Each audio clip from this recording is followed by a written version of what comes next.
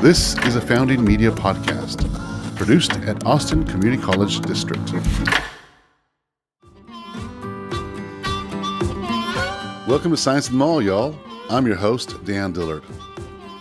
From curing diseases to reducing invasive species, we've learned about a lot of amazing work that companies are doing at ACC's Bioscience Incubator, and the incredible interns that keep the place running. But behind the scenes of it all are the professors at ACC who prepare students for the lab and all the innovative work that awaits them after graduation. Samantha Croft and Nancy Lyon join our show today to discuss how the craft of teaching has evolved in our information-saturated society, shifting to a focus on critical thinking and gaining professional, hands-on experience. Sam has been a biology professor at ACC for over 10 years and is involved in the administrative side as faculty senate member, helping teachers with their professional development. As the director of ACC's Bioscience Incubator, Nancy spends less time in the classroom than Sam, but they both share the same goal: to prepare their students for a successful career once they leave the lab. Sam and Nancy share how they create a learning environment that fosters confidence in their students, why the ACC Bioscience Incubator has integrated asset-based learning, and the importance of reframing failure as an opportunity for growth.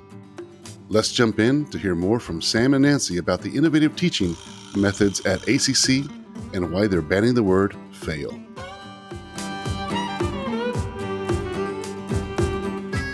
I really enjoyed the learning aspect of all the guests that we've had on the show, and it's been amazing just taking a peek into the different lives of what the individuals are doing with all the work over at ACC. So I really enjoyed getting to know more about the Bioscience Incubator and all the people there. One thing that I thought was amazing and what we wanted to chat about today is this thing about learning and how we learn, and how we've learned for years, how the systems have been built, and then how that needs to have some disruption and make it more efficient. One of my things that I'm passionate about is efficiencies, making things more efficient, much easier. Like when I look at problems, I'm like, why does this still exist? Why are we dealing with this? Aren't we smarter than this? And the same thing happens like in education. One of the reasons that I started, the magazine Founding Austin is because I wanted to show a different path, that people will take their own path and find their own way and make it as efficient and get where they want to go. And it doesn't have to be the traditional, I've got to do all these steps that we've seen in the past. So with that, Sam, welcome to the show. Thank you. Nancy, welcome to the show. Sam or Samantha? Do you go by either? Or either, Samantha? Yeah. Regarding education and how we can make that more efficient and the work that Samantha's doing and through ACC, the Biosciences Incubator as well, is just how many similarities there are between me as an employer, because I've had many employees throughout my careers and businesses, and their preparedness to work and what the challenges are there. And so, it is definitely a subject that I was like, wow, we definitely need to address this. So Sam, jump in. What are the things that let's just chat a little bit about you and what you do, and let the audience, I know a lot about what you've done, but let's just chat with the audience about your background and what your missions are. Sure. Yeah. We are the front end of that employer pipeline, basically, is what ACC does. Even more so, I mean, that's the mission of ACC, is to get our students where they want to go, whether most of that's to a job. So I am a professor in the biology department. That's my home, and have been teaching ACC 10, almost 11 years now.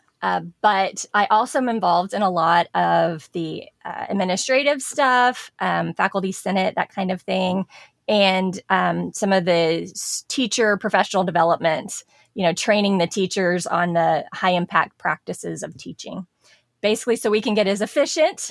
One of your favorite words, so we can get as efficient with our teaching, so we're not just spinning our wheels, but we're really doing strategic and well thought out things in the classroom. And who comes up with that, though? Is that stuff that you design or the college designed, or how does that? Yeah, so we came up with the program that I'm referring to is called the Teaching and Learning Academy.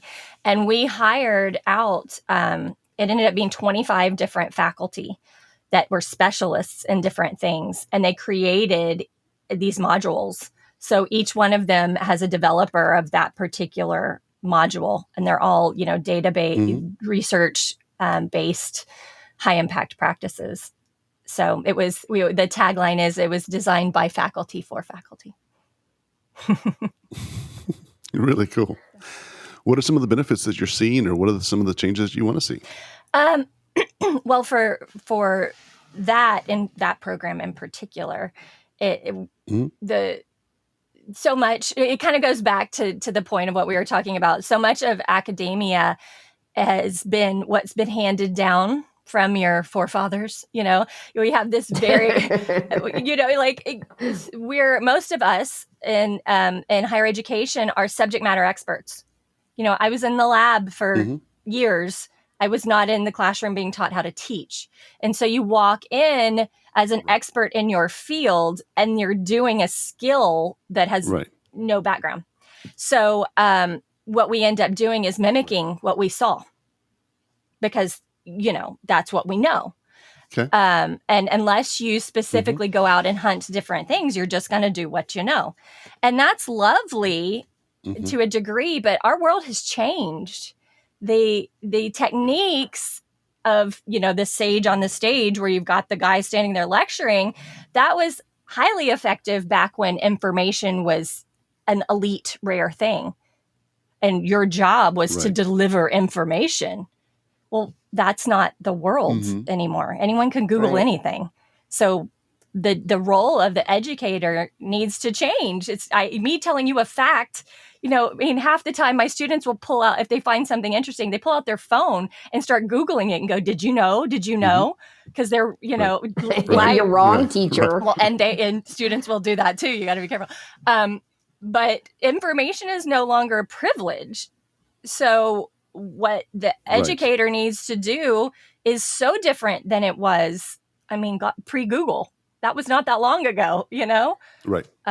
So that's what our passion is to get these teachers who have been living in this kind of antiquated world to change their approach, so that we are preparing our students to go into that workforce in the current world effectively. That makes a ton of sense. One of the things that, as you were talking, reminds me of my daughter. She's 18. She's about to be 18. And she's always on the phone. She's always fact checking me. It's one of these things that you don't realize that the world is changing in front of you. I was sharing a story with you guys the other day about, I realized this, about 8-9 years ago.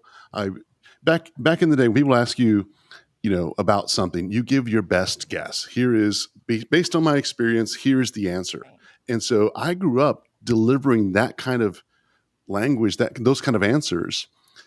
And then Google changed that for me, because at one point, it's like this BS meter. It's like, nope, that's not what Google says. You've got it wrong. And then all of a sudden I found myself, now there is this information available, which there wasn't before, as you pointed out. And it's at your fingertips. And now I can just as easily look up a factual answer, a more factual answer than what my best guess would have been. So that was a wake-up point for me about 8 years ago, when I was being called out, as I'm sure happens in the classroom all the time. Yeah. And then you start being more careful about how you deliver your answers and understand what those questions really mean, which is really cool. So is that, when you say you have to figure out a way to deliver information when they already have it, is that the hands-on thing, or is there really more of a helping people understand how to decide what information that they're finding is accurate, or, what does that even look like? Because I only see it from the lab side. Yeah, no, there's both sides of it. So first of all, you've got to teach them, for, lack of a better word, discernment, right? You've got to teach them how to check the source that they're getting. And so that's part of the education. That's got to be so important. Yeah, that's got to be incredibly important, because you pointed something out there that I hadn't thought about. So we went from, okay, I'm going to check Google, to I'm going to check Google and sources, because there is so much stuff out there that you're like, what do I believe and what do I not believe? Well, as long as it's on Facebook, it's real. I mean, I think then that's like the easy way to just parse that out, right? Well, that's what I always say, that the internet doesn't lie. Of course it's, yeah. No, that's a huge thing. Right. It used to be, we would worry so much about like teaching people citations and, how to properly cite. Now it's like, what are you citing is way more important. Right. You're no longer going to the encyclopedia that has been, verified. Yeah. So that's a huge part. I actually do a whole like lesson. I dedicate a day in my non-majors classes. So I'm like, you are going out in the world in your respective fields. You need to have this in your brain. And there are some really cool kind of trick websites out there that teachers have developed that look really official and that are, totally ridiculous when you do any kind of deep thought about it. Like one of them is banning water, but it uses the more chemical name for water. And so all these students just are like, I get them to write an essay about whether they would ban this or not. And every time it gets a handful of them, I'm like, dude, you're banning water. Like, oh, wow. Like you got to really think it through. Yeah. Right. That's funny. So that's something you pointed out is really teaching, and it's teaching critical thinking, teaching how do you get the answer. Now, the information is available, but how do you get the right answer? Because you don't have to memorize anymore. And going back again, beat up on how institutions were built. I mean, it was pre-information age. It was more industrial age. You do the same systematic way. You get in, and here's what factories want. And as you pointed out, that's no longer there. So you didn't have to teach as many critical things. It was more memorization. It was more, here's the processes and here's what you follow, and everybody in the square. Right. And now it's not that at all. Now it's, okay, how do you find the right answers, and how do you think outside the box, and how do you get from point A to point B as efficiently as possible, as low cost and as quick as possible. So there's a lot more to unpack there. So part of it is the discernment, and then when you get into what Nancy was saying with the experiential part, you can look up how to do something, but when you do it, it's a different beast. Like to me, right. I was giggling about the world of Pinterest fails, right? Like I read how to make that, and then I made it, and my cake doesn't look anything like your cake. Well, there's the experiential teaching aspect of it. Just because you have, you've watched somebody do it, you can't go out on the workforce and then be an expert in it because you read about it or you watched a YouTube video about it. Right. There is definitely a part of education needs to be applying this information and in a mentored environment where they're allowed to fail and they're, right. And in some ways set up to fail. That really is like key. You really got to almost set them up to fail. Like you need to know what it feels like. You need to learn how to deal with this mentally and emotionally, but also you need to learn how to troubleshoot. And all of that you don't get from reading the step-by-step description. There are all these finesse things that come with I feel like experience. You don't even get that, like, when you took lab class, I can only relate in the lab side of it, not English or whatever, but it's so true. It's like in every lab class that like UT and all these universities, they have this recipe, protocol, whatever you want to call it. And how many times does it not work? But you're out of time. And they're like, okay, well, this is what would have happened. All right, let's just go on. But if you really have to do that thing, you can't go on. It didn't work. Like you can't do the next step if it didn't work, right? You can't frost the cake if the cake is liquid, right? Right. And people don't ever get that message because they just moved on and they get out of school. And I've done it here where I had students that I was like, oh, let's play science. The students that we hire at the incubator mostly are doing maintenance. They're just running the place and they totally run the whole place. But then they have downtime and I'm like, hey, let's do some cloning, and they'll set up a PCR reaction and it won't work. And they just don't even know what to do with themselves because it didn't work. And instead of just repeating it, because it could have been that it didn't work. Who cares, right? Like try it again. They're like, yeah, but I have to do something different. I'm like, maybe try it again. And then we'll figure that out. They just don't understand that it doesn't always work. And the reality is, it doesn't always work. And the reality is it usually doesn't work when you're learning how to do it. Like there's so much to it that expect to too fail many a lot. places for error. Yeah. And Well, it takes me to thinking about the professional has been doing the same thing for the 20 years. There's so many things that even if you had them to write a book, they're going to write the book. They're going to give you the main points. They're going to skip the little details. Oh, you shouldn't touch this with your finger because this is what happens to the entire thing it employs. Right. So, and you can't put that many details in it. No. You just have to do it and let someone watch. And that's where Sam was just saying mentored, and that matters. Like you have to watch and go, ooh, I didn't say that, but right. You can't touch the side. Right. Oh, I forgot to mention that, but. Sounds like what's starting to happen here is more, back in the days, a lot of apprenticeships were really big, journeymen and all that kind of stuff. And now it's like if the college starts figuring out how can we build that, what was happened before as far as apprenticeships and teaching and put them in there together and make that happen and have this hands-on. One of the things that I wanted to touch on that I heard you say is fail. And I think this, if we look at old school teaching, everything was pass, fail. Pass good, fail bad. Right. Pass good, fail bad. And there's this ingrained thought that society has that fail is bad. But you go talk to a bunch of entrepreneurs, talk to a bunch of people that have go out there and fail fast, fail on purpose and learn from it. And it's actually a good thing. I was talking to and this is where I would love for the language to, even just the meaning of the language to change. Fail is actually good. This is where you learn. You have school that you learn your basics, and then you get in the world and you fail and you continue failing the rest of your life. Every failure is education. Keep growing that. Yeah. Even in improv, I did improv for many years. And the first thing they do in Improv 101 is make you do a failure vow. So they give you this little thing like, all right, pass the ball and say a word that begins with this, and so it's going really fast and you screw up. And it's a big deal. Everyone stops and you stand in the middle of the room and you bow and they applaud uproariously to make you see, like, that's when the audience laughs is when you screw up. Like, that's the gold, right. And so getting over what you just said, Dan, of like being totally caught up in the word fail. Right. Well, if we all knew what we were doing, then we wouldn't need education. Like I say this constantly, like if you did it perfectly, then why are you here? You should be teaching the class if you know how to do everything. Like you are learning. Right.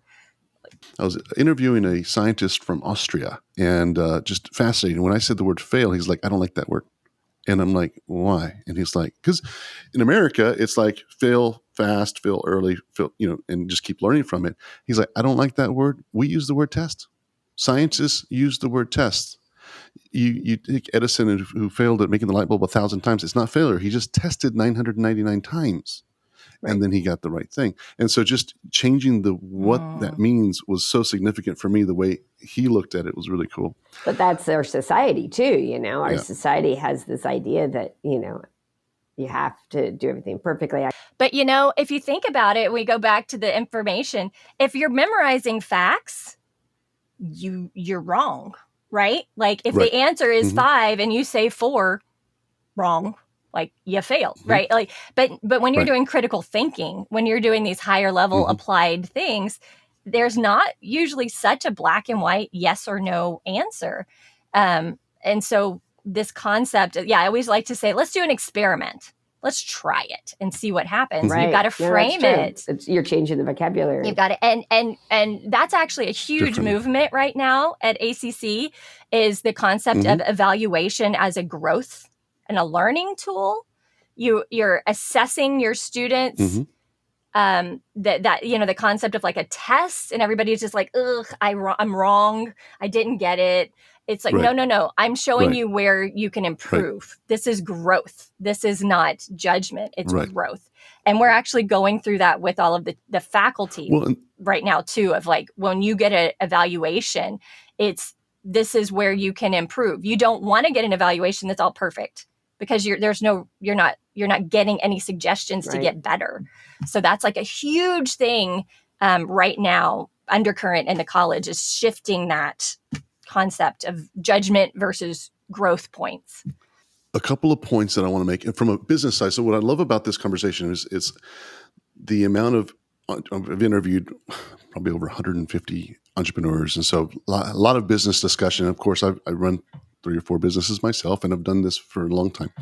So there's a lot of aspects from a business owner perspective, an employer perspective, where these employees are coming to, that you want to make sure that message becomes really clear. And so one of the things you said earlier was, if you do everything perfect, you're here to learn. If you do everything perfect, you can't learn. Well, the thing about it is, even if you did everything perfect, the world moves so fast that businesses, the whole life cycle of a business is you have the startup, you have the growth, you have the maturity, and then if you're not changing and growing, you're dying.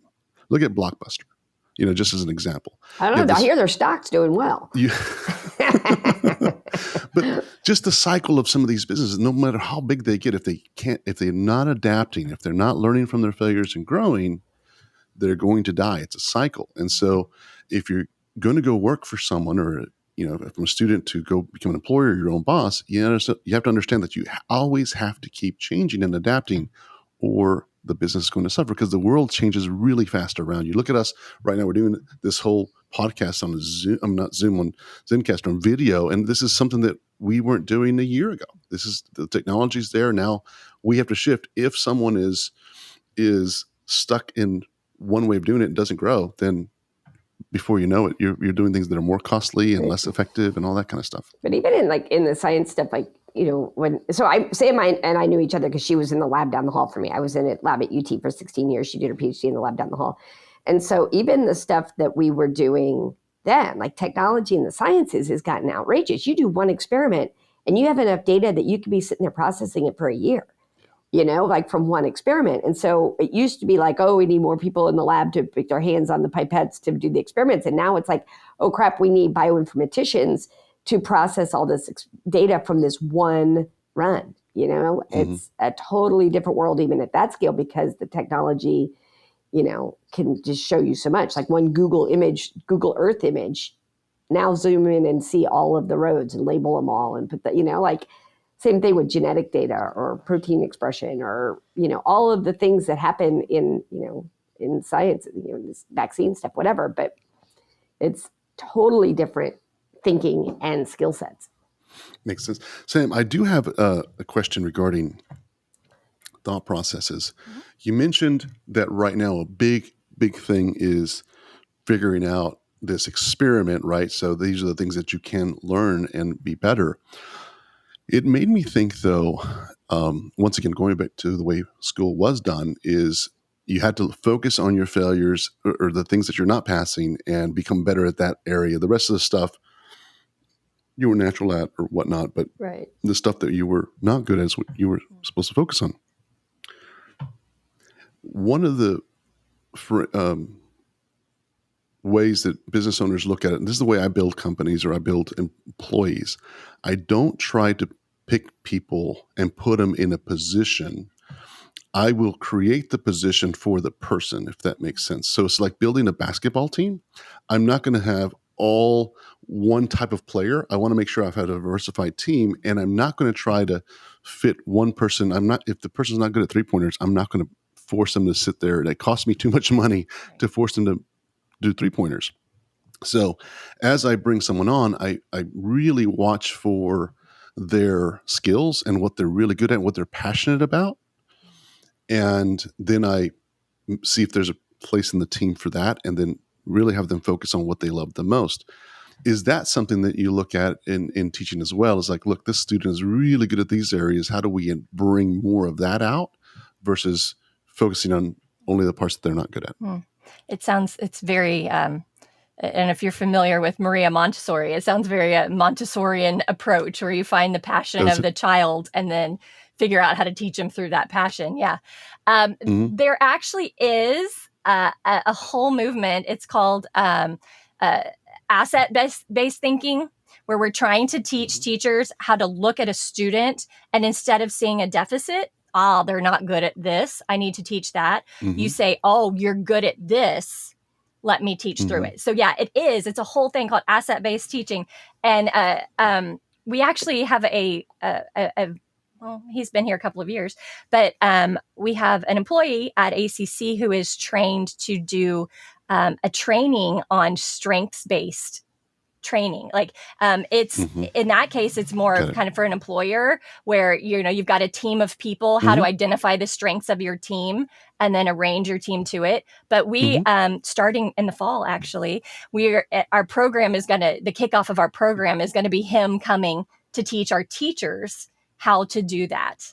So that, oh, really? Yeah. Nice. Yeah. So that our teachers have that in their lexicon, their toolbox. They could go in and they can look and they can go, okay, you have these skills. They have the ability to even know what the skills are, right? Because like I said, most people that are teachers have never been taught how to teach, and they've not been taught how to lead. Most of them are not business owners, or they don't have that that background. And so even, the important, and they don't have a staff, right? And the importance of group work. Like we've known that forever. You can't have a student who's never worked with anybody else and then send them out to a job where they have a team. Like it just doesn't work. But unless you teach your teachers how to establish healthy groups and teach your students how to be in a group, that's not been there. So yes, absolutely. That is a big thing that our program has and actually ACC has really been trying to do that asset-based instead of deficit-based mentality. So many of our students come in with the deficit. They come in feeling like they're not good students. That's, they've never done well at school or they didn't get into their college. And so they're not good. And so we have to shift that mindset to that asset. You're good at this, pursue this. Yeah. One of the things that that made me think about a little bit was just as a employer, when you're looking at building these teams, and is the confidence level. So you're talking about, there's so many, as you are going through school, there's all these questions, what do I want to be? What do I want to do? There's all these decisions that you're trying to figure out. But if you're allowed to play, fail, understand, work in teams, that passion will come out. But the other thing is, and Nancy, you mentioned this the other day, is just there's another mentality shift that I think needs to change. And it's really knowing that we're all human and we don't have the directions, not the direction book, no matter how successful, how many businesses you have or failures you've got, you just have experience and, we're just human. And so the ability to be able to connect with your employer or another mentor and have frank conversations and not worry about, oh, I'm taking up too much of their time. And that happens, every day, all day long. And it's not just in school. It just happens. So just having that confidence, that ability. And I think, Nancy, you mentioned one of the neat things is about having the space is that you are able to have students that have some knowledge, be able to teach some, business owners that didn't know certain things, that gives them more stride in their step. Yeah, no, I mean, we have students that, like I said, that maintain and run the equipment and all these things. And it's true that PhD scientists / CEOs tend to think highly of themselves. And so they do kind of know, especially in lab, that's their comfort zone. They're like, oh, yeah, I know this, but they may not know that particular instrument. And so they'll come to me and say, hey, Nancy, can you show me how to use this thing? And I'll turn around and say, hey, Jolie, can you show him how to use that thing? And so now you have a 2-year student like training a PhD scientist how to use a piece of equipment. And it's true. You watch the PhD scientists kind of, reality check themselves and, a 2-year student kind of, up their confidence.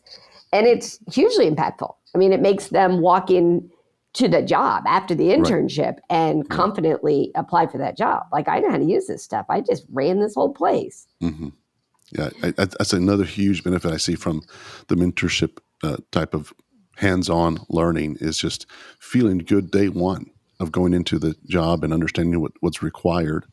It's hard to pick them, though. Like, I have a hard time knowing. I mean, there's a personality type, right, of somebody that's going to walk in and I go, oh, yeah, just run it. And they're like, but I don't know how to work that thing. I'm like, manuals on the thing, like giving them that freedom and having them embrace it. There are some people that do, and some people are like, well, I'm going to read the manual one more time. And then you check with them a week later, like, how's that going? And they're like, well, I think I'm going to do it this week. And then you check with them a week later, and they're like, well, and I'm like, okay, got it. Right. And it's just, they're afraid to fail. they're Paralysis afraid by to analysis. fail. And I'm like, if you were going to break that, I wouldn't be telling you, just go do it. Right. And I'm like, I'm in my office. You're welcome to come grab me if you want help with it, but I trust you to just do it. And they're the people that have that personality trait that really kind of walk in and embrace that, even if they're like quaking in their boots when they do it, are the ones that all have really good jobs in town. Like, cause they embrace that thing you're talking about, Dan, of just, I got to just walk in and try. Yeah. Got to try. Fail. It's not that bad to fail. It's actually a good thing. I'm learning from it. I mean, if you're I not going break to get it, fired. You're not going to get yelled at, Exactly. but even just the whole thing you were talking about exploring all the different things, and you'll find your thing. But often schools aren't set up to let you. I mean, when I went to school the first time, I went to college twice because I failed the first time. and I take a bow.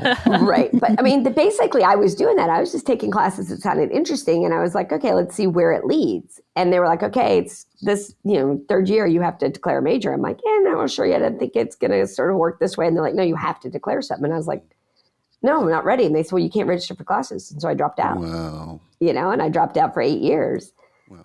because I didn't want to pick something. And so you don't often have the time to luxuriously take classes. They're also expensive, right? Right. Just There's a lot that goes classes. in. There's a lot that goes into it. One of the businesses that I run, and by trade, I've done financial planning for years. And so finance is big whenever it comes to how to wisely spend and be more efficient on things. And I've done a lot of research around education and how much tuition is and how much it's growing and how inflation is, the outpace of inflation and just how much school debt there is across the nation. It's like second to housing.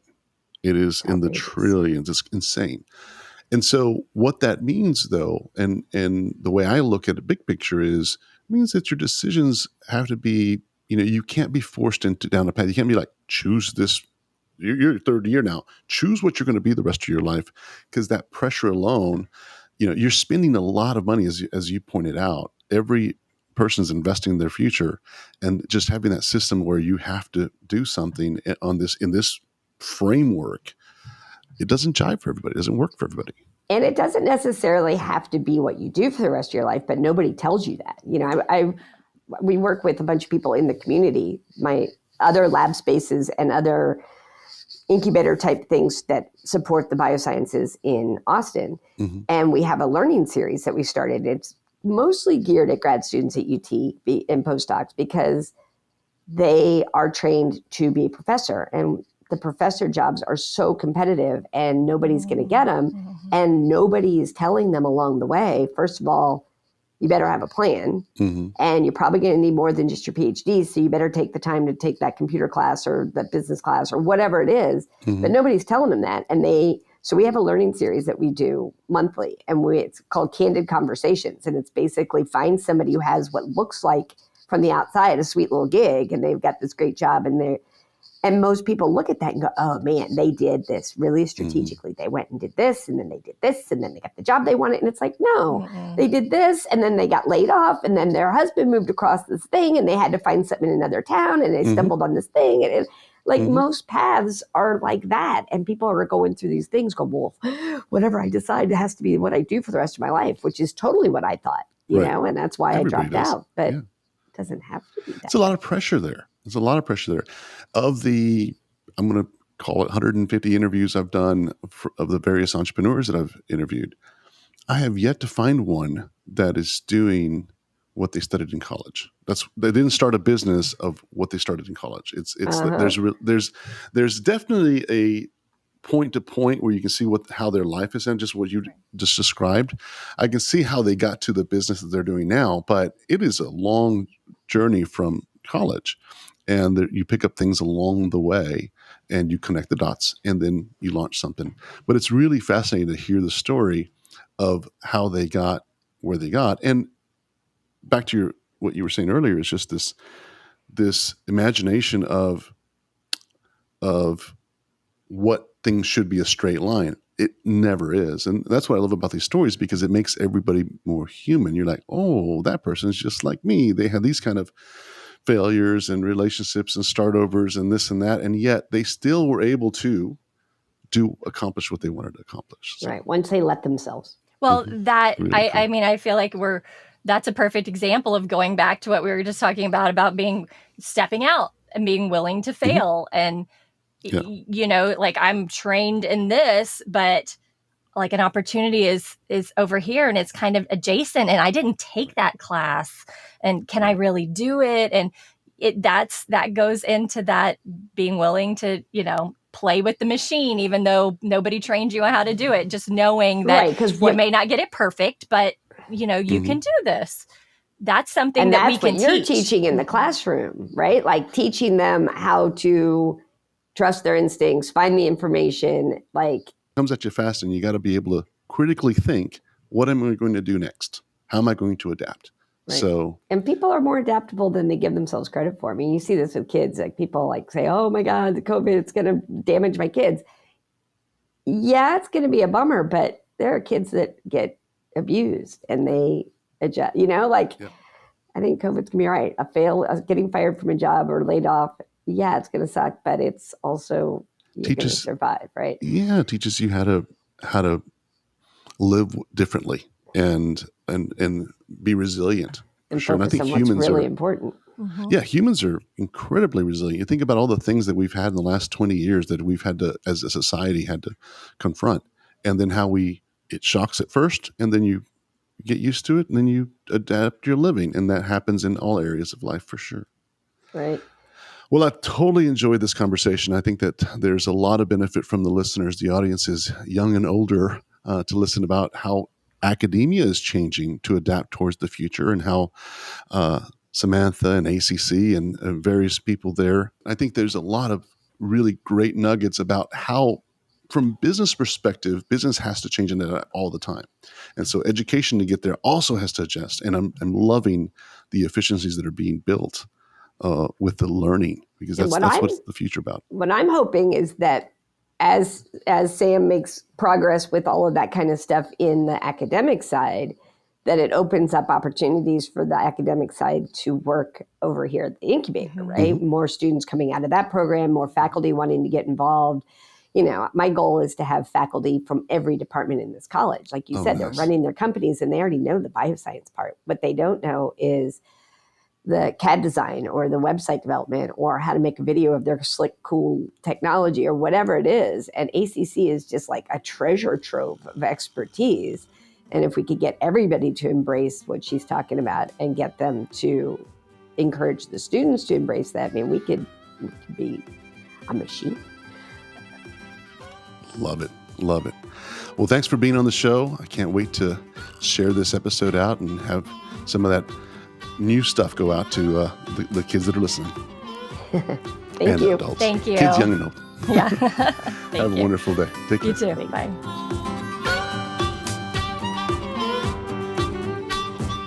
Thank you again, Sam and Nancy, for joining us on Science in the Mall, y'all, and sharing your insight into contemporary education and how to prepare students for a successful career beyond the classroom.